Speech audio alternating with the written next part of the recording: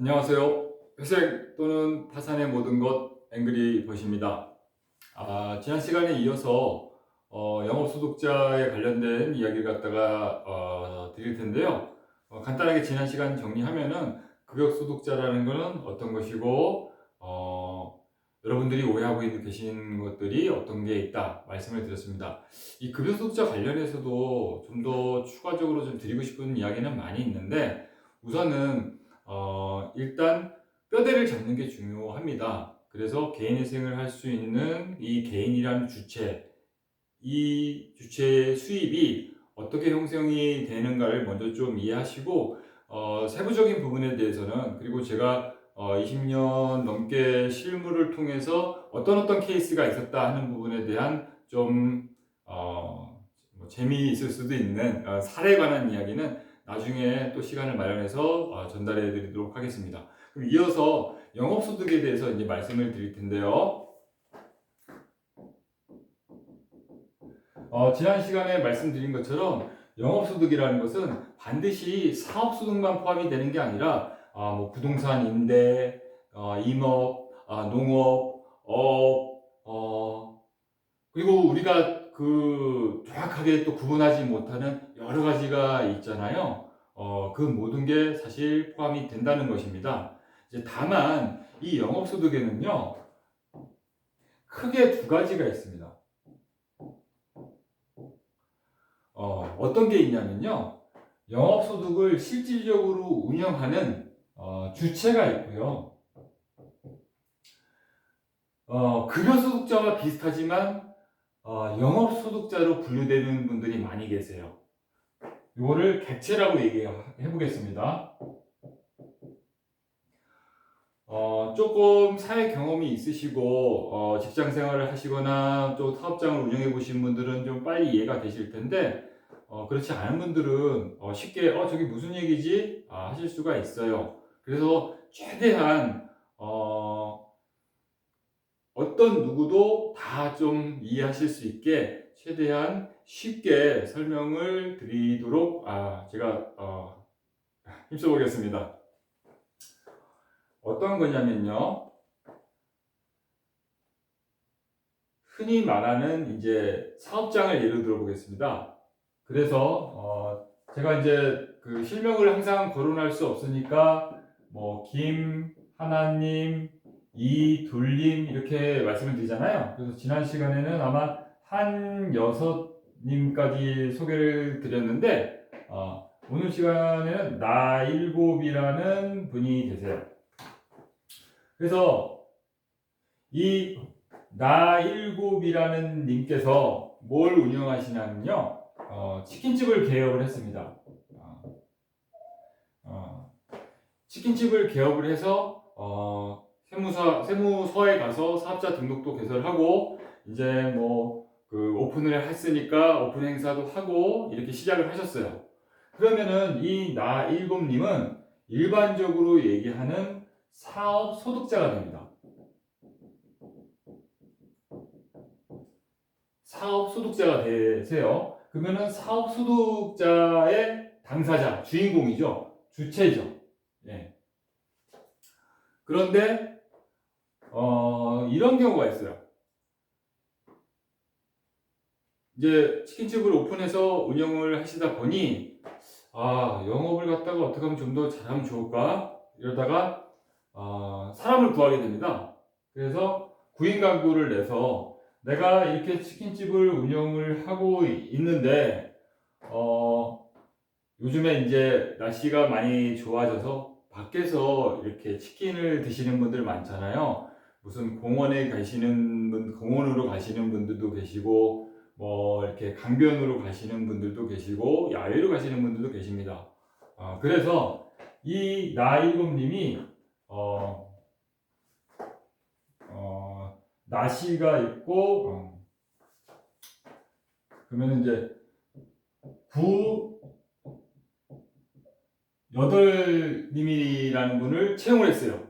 그래서 어떻게 하냐면 치킨을 가져가서 팔아보고 나는 매장에서 판매를 하니까 나는 치킨을 가지고 뭐 강변이나 뭐 계곡이라든가 야외 뭐 야구장이나 축구장이나 사람들이 많이 모이는 데 가서 직접 내가 팔기 어려우니 9, 8 당신이 치킨을 가져가서 팔고 그 판매한 대금의 30%를 가지세요. 이렇게 했단 말이죠. 그러면 이 9, 8님은 급여를 받는다고는 좀 어려워요. 왜냐하면 지난 시간에 급여 소득자라는 거는요, 계속 반복적으로 받을 수입이 확실해야 됩니다. 물론 영업소득도 이 정기적인 계속적인 반복적인 수입이 있어야 되는데, 어떤 게 좀 다르냐면 급여 소득자는 통상적으로 정액으로 정해져 있다는 게 좀 차이가 있어요. 그래서 이 9, 8님 같은 경우도 사업자의 개념으로 보는데, 이 사업장의 치킨집의 주체가 아닌 사업자의 소속된 사업자라는 뜻입니다. 이거를 이해하기 쉽게 설명을 드리면,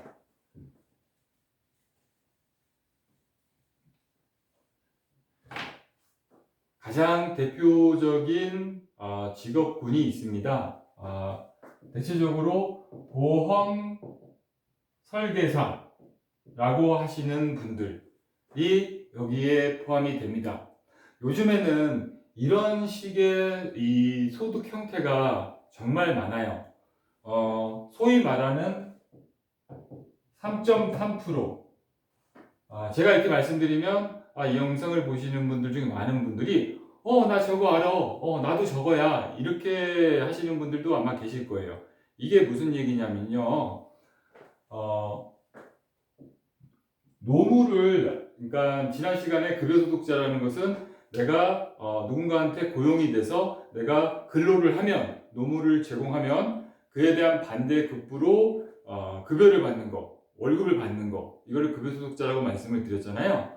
근데 이 사업소득자의 개념은 노무를 제공을 하지만 통상적으로 사업성이 있다는 겁니다. 그래서 우리는 이런 걸 흔히 프리랜서라고 얘기하고, 이 소득 신고가 급여로 신고되는 게 아니라 사업 소득으로 신고가 됩니다. 그래서 아까 전에 말씀드린 나일곰님처럼 치킨집을 운영을 하면서 이 8님한테는 3.3%를 띄고 급여를 수당을 지급하는 형태입니다. 그래서 실질적으로요, 실무에서 그런 영업소득 형태를 가지고 계신 분들이 정말 많아요. 그래서 다시 정리를 하자면 영업소득이 있는데 사업주이신 분들, 이분들은 그냥 내가 사업소득자, 주체가 되는 거고요. 이 사업장에 소속된 사업자,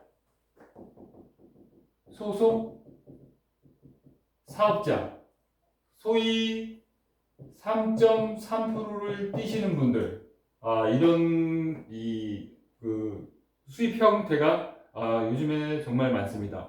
그래서 이 영역에 들어가시는 분들은요, 굉장히 많기 때문에 다 열거할 수가 없어요.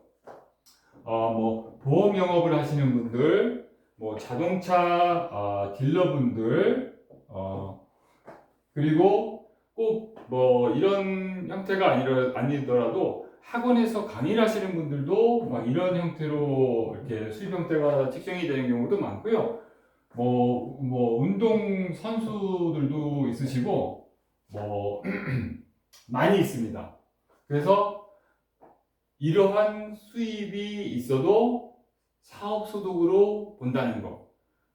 급여와 사업소득의 가장 큰 차이점은 왜냐면은 주로 고정된 급여를 받는 게 아니라 그 실적에 따라서 수익금의 변동이 발생이 된다는 거예요. 그리고 그것보다 가장 중요한 거는 좀 이따 다시 말씀드리겠지만 이 개인회생은 결국은 내가 채무를 조정해서 내 형편에 맞게끔만 갚는 것이거든요. 이 부분에 대해서도 다시 좀 이따가 다시 설명을 자세히 드리겠지만, 그래서 어쨌든 영업소득은 이러한 형태가 있다라는 것을 이해를 좀 해주시면 좋겠습니다.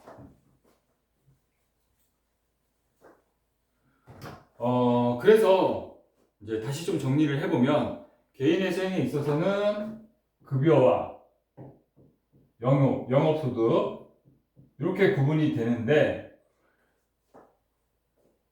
이 급여 소득자와 영업 소득자의 사실 가장 큰 차이는 공제에 있습니다.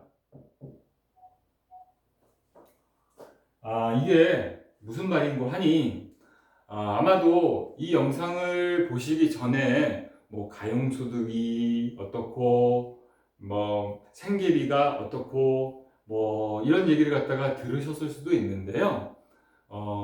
일단 개념적으로는 수입이 먼저 정해지고 수입의 형태가 무엇이냐가 먼저 결정이 돼야 됩니다. 급여 소득자냐 영업 소득자냐에 따라서 이 공제가 달라집니다. 이게 무슨 말이지? 저 공제? 그냥 쉽게 생각해서 요거는 뺀다는 겁니다. 뭘 뺄 것이냐? 이 부분에 대해서 이제 설명을 드리도록 할게요.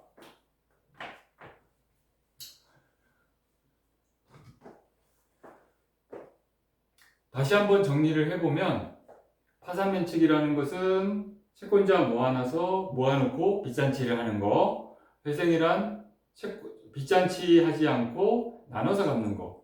근데 우리는 지금 회생을 지금 말씀드리고 있고요. 이 개인회생 중에서도 급여소득자가 있고 영업소득자가 있다. 그러면 이 급여소득자와 영업소득자의 가장 큰 기준, 왜 이거를 나누느냐, 이제 그게 중요하겠죠. 그런데 개인회생에 대해서 제가 이제 좀 뜬금없긴 하지만 갑자기 개인회생이 뭐냐, 개인회생은 빚잔치를 하지 않고 나눠서 갚는 거라고 말씀을 드렸는데, 여기서 하나 추가를 하겠습니다. 개인회생이란 빚잔치 하지 않고 내 형편에 맞게 빚을 나눠서 갚는 거예요. 내 형편에 맞게.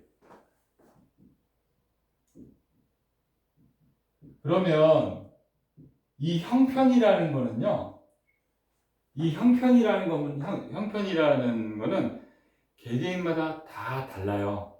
우리가 생긴 게 다 다르듯이, 뭐 어떤 사람은 곱슬머리고, 또 어떤 사람은 뭐 얼굴색이 좀 검고, 뭐 어떤 사람은 키가 크고, 어떤 사람은 키가 좀 작고, 뭐 이런 것처럼 개개인마다 다 다릅니다. 생김새도 다르고, 말투도 다르고, 뭐 혈액형도 다르고 다 다르죠.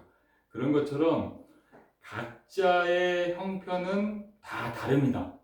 따라서 개인회생이라는 건 그 개개인의 형편에 맞게끔 채무를 갚을 수 있는 만큼 갚고 나머지를 탕감을 받는 거예요. 그래서 이 형편을 산정하는 데 있어서 중요한 부분이 수입이 되는 거고요. 그러면 이 형편을 산정하는 데 있어서 중요한 부분이 되는 이 수입이 급여소득자냐 영업소득자냐 나눠지는 거예요. 급여냐 영업이냐. 여기까지는 좀 이해가 되시죠? 그래서 형편에 맞는 수입을 정하는데 이 불림은 급여소득자인데 급여가 300만 원일 수도 있는 거고요. 그리고 박셋이라는 분은 급여소득자지만 급여가 200만 원일 수도 있는 겁니다. 그리고 한내시란 분이 있는데 이분은 사업자인데 이 사업자에 대한 수입은 좀 복잡한 이야기긴 하지만 일단 단순화해서 어쨌든 사업소득자인데 월 350만 원의 수입이 발생될 수도 있는 거잖아요. 그러니까 각각의 형편이 다 다르다는 겁니다.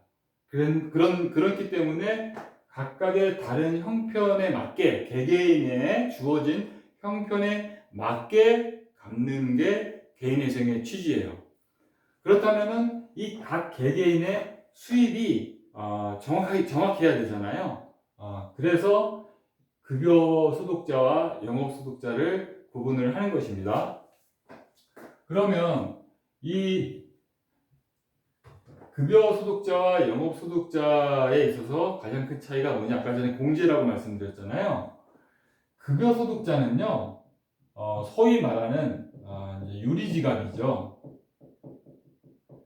이제 저나 여러분처럼 이제 급여가 정해져 있는 유리지갑입니다. 뭐 얼마를 받는지 가족들도 알고 다 알아요. 예. 그래서 얼마를 받는지 정확하게 알기 때문에 공제되는 건 뭐냐면 소득세, 뭐 소위 말하는 갑근세라고 하죠. 갑근세. 예. 갑근세. 갑근세는 갑종 근로소득세의 준말입니다. 갑종 근로소득세. 왜 이게 갑종이냐면 내국인을 갑종으로 구분을 해요. 그래서 내국인이 아닌 한국 사람이 아닌 외국인 같은 경우는 이제 을종으로 표현을 하는 겁니다. 그래서 아마 이 이야기를 처음 들어보시는 분도 계실 거예요. 내가 맨날 세금을 내는데 갑근세를 떼. 그 뭐야? 나는 갑이 아니라 월급 받는 을인데 왜 을근세를 떼야지 왜 갑근세를 떼는 거야? 나는 갑도 아닌데 그러시는 분들 계실 수 있는데 여기서 말하는 갑종은 이제 내국인을 갑종으로 구분합니다. 그래서 갑근세를 많이 띄죠. 그 다음에 뭐 주민세도 있고요. 예. 그 다음에 국민연금도 있고요. 건강보험료도 있고요. 그런 게 공제가 된 나머지를 순수입으로 산정을 합니다. 여기까지는 이해되시죠? 그래서 급여 소득자는 어쨌든 고용주로부터 받는 급여에서 뭐 갑근세, 주민세, 국민연금, 건강보험을 다 공제하잖아요. 그리고 실수령액이 찍히잖아요. 따라서 내가 받는 실수령액이 수익 금액이 됩니다. 되셨죠? 여기까지는. 그런데 이 급여소득자가 아닌 이제 영업소득자 같은 경우는 좀 전에 급여소득자가 공제된 거는 기본적으로 당연히 공제가 되고 추가적으로 그 영업에 필요한 영업 비용 그런 게 공제가 됩니다. 그래서 좀 전에 예를 들었던 그 그 치킨에서 이제 그 공원에 가서 치킨 팔기로 하신 그분 같은 경우는 내가 치킨을 가서 파는 거에 30%를 갖다 그러면 내가 가질 텐데 그럼 치킨을 가져가는 운반비 가서 뭐 홍보를 하는 홍보비 이런 거는 어떡하나요? 그러면 그거는 알아서 하세요. 이렇게 되는 경우가 많다는 거죠. 그래서 보험 설계사 업을 하시는 분들은 이렇게 홍보물도 배포를 하고 그 다음에 뭐 이 손님들을 만나기 위해서 접대도 하고 뭐 차도 마시고 뭐 이렇게 하잖아요. 그런 것들이 비용으로 공제될 수가 있는 겁니다. 그러면 어떻게 될까요? 실질적인 실수입은 더 낮아진다는 거죠. 제가 왜 이 말씀을 드리냐면 이 3.3%를 띄고 수입을 받으시는 분들 같은 경우는 실질적으로 이런 공제가 되지 않으면 수입이 많이 잡혀요. 실제로 제가 과거에 사건을 진행했던 김하나님이 계셨는데요. 그분 같은 경우도 보험 설계사업을 하시는 분이었는데 일을 굉장히 잘하셔서 그 보험회사로부터 받는 수익 금액이 굉장히 많았습니다.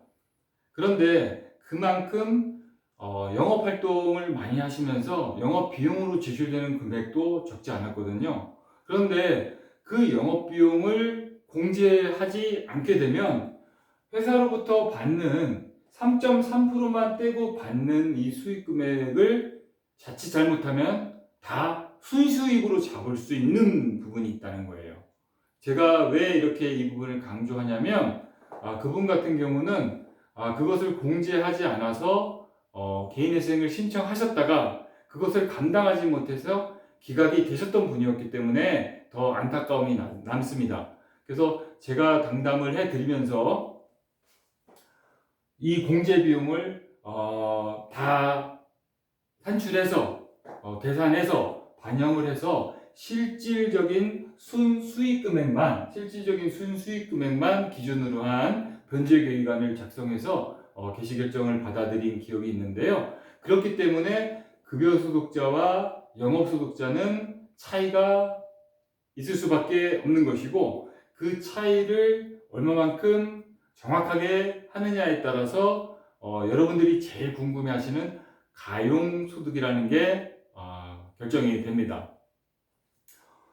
이번 시간은 영업소득 관련해서 말씀을 드렸고요. 그러면 이제 어떻게 보면은 개인인생에 있어서의 가장 중요한 하이라이트, 여러분들이 가장 관심이 많으신 거죠?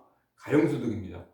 가용소득이라는 것은 쉽게 매월 법원에 납부해야 할 돈을 뜻합니다. 그래서 빚을 갚는 데 쓸 수 있는 돈이 얼마냐, 한마디로 법원에 내야 될 돈인 거죠. 그것을 가용소득이라고 얘기하는데, 다음 시간에는 이어서 가용소득에 대해서 어떻게 보면은 여러분들이 지금까지 가지고 있던 상식과 정말 반대되는, 좀 어떻게 보면 좀 충격적일 수도 있는 이야기를 해드려야 될 것 같은데요.